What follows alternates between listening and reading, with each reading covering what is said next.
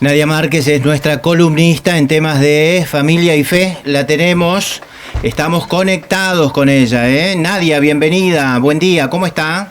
Buenos días a todos. Buen día, Nadia. ¿Qué tal? Buen día. Santiago, Alejandro, un gusto compartir con ustedes en esta mañana. Un tema quizá un poquito complejo, pero no por complejo es algo que no se tiene que hablar, al contrario, hay que hablar mucho de este tema porque es un tema que lamentablemente abunda y es la violencia familiar.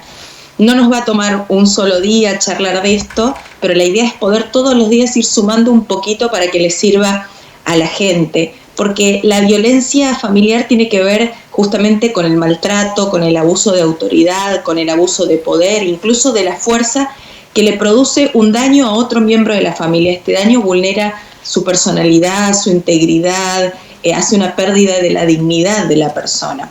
Lo que la gente tiene que saber, y es muy importante porque hay gente que mira las situaciones de violencia de afuera, quizá que a otro les toca vivir, y no lo logra entender por qué la persona no sale de esa situación. Y es porque la violencia no es unicausal, es decir, no tiene una sola causa. No es, vamos a dar un ejemplo sencillo, tiene una infección en la muela, entonces le duele, se le inflamó y tiene fiebre. Entonces le damos un antibiótico y con eso sacamos la fiebre, sacamos la hinchazón y sacamos el dolor. No, es multicausal, no tiene que ver, por eso yo intento enmarcarla mucho más amplia que el concepto que hoy se dice como violencia de género, porque la verdad es que la violencia no es un problema solamente con las vivencias personales o con los hombres o con las mujeres.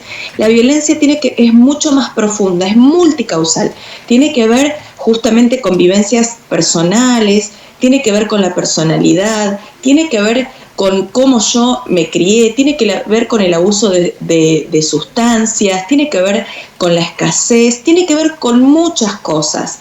Entonces, como no es unicausal, no tenemos un solo remedio para solucionarla, y no se soluciona tampoco la violencia ni se erradica de un día para otro. Uno quizá ve alguna situación en alguna familia y vos decís, ¿por qué esa mujer no se va o por qué no lo echa al hombre de la casa? Es el ejemplo más clásico que escuchamos, porque la persona no puede darse cuenta de que está viviendo muchas veces una situación de violencia. Como bien decía recién, no se reconoce de un día para otro y tampoco se sana ni se restaura ni uno puede salir de esas situaciones de violencia de un día para otro. Miren, la violencia es violencia.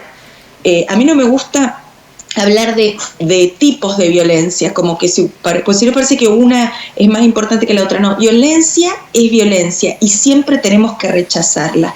Obviamente esta violencia se puede manifestar de diferentes formas o de diferentes maneras. Existe la violencia física, ¿no?, donde se le inflige al otro o se le amenaza con infligirle daño, lesiones, dolor o incluso la muerte, ¿no? A ver, si vos te vas de casa, yo te mato. Si haces esto, yo le voy a pegar a los nenes. Todas esas situaciones de violencia física. También se manifiesta de otras maneras y que tiene que ver con lo físico también, pero por ejemplo la violencia sexual, ¿no? La violencia sexual es cualquier contacto coercitivo que se tenga. Hablamos del abuso simple, de la violación. Incluso, escúchenme, existe abuso sexual dentro del matrimonio, porque justamente lo que tiene que ver es con someter al otro, quizá a veces o en la práctica sexual misma o en algún tipo de práctica con la cual uno no se sienta cómodo, actividades sexuales no consentidas, obligar a mirar imágenes o a grabarse. Todo eso tiene que ver con el abuso, con la violencia sexual, ¿no? ¿Por qué damos estos ejemplos? Para que la gente pueda ir mirando de manera más clara en qué situaciones quizá está viviendo situaciones de abuso. Pero también hay una violencia que le llamamos violencia psicológica, ¿no?, donde tiene que ver justamente con infligir angustia al otro a través del control, de la manipulación, de la limitación de los amigos, de la escuela, del trabajo, este aislamiento forzado que no tiene que ver con el que vivimos ahora producto de la pandemia, ¿no?, sino la que se da dentro del vínculo familiar, de las relaciones personales, la intimidación, el menoscabo a la persona. Quizá similar, pero la vamos a mencionar como otra forma porque nos puede servir para pensar esta situación, y es justamente la violencia emocional, ¿no? Estas críticas habituales, estas humillaciones permanentes, que ojo, pueden ser en público o en privado. Uno a veces piensa que son solo en privado, pero no son solo en privado, a veces están solos y entonces te humillo, te menoscabo, te digo que no servís para nada, y otras veces lo hago en público, quizás de manera así seria y violenta, y otras veces disfrazado de una sonrisa, pero termina siendo violencia emocional también, ¿no? Los insultos, dañar la imagen del otro. Hablamos también de otras formas, la violencia económica, ¿no? La explotación financiera del otro o la explotación ilegal del otro, los controles abusivos de los fondos, ¿sí?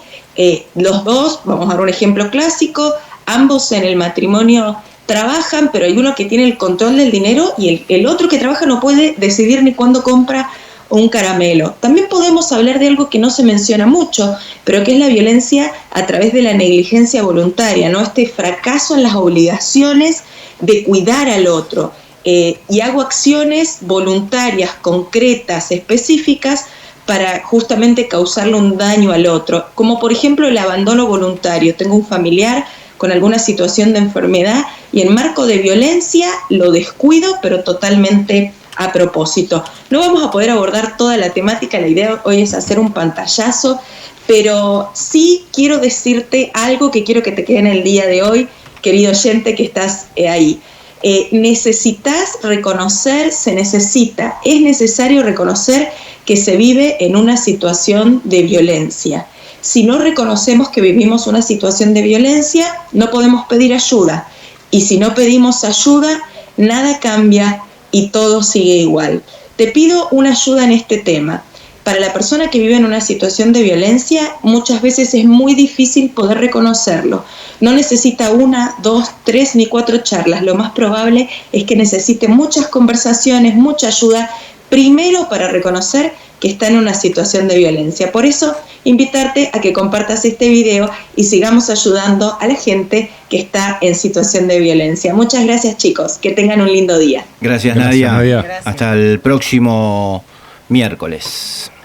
Era Nadia Márquez aquí en La Primera Mañana.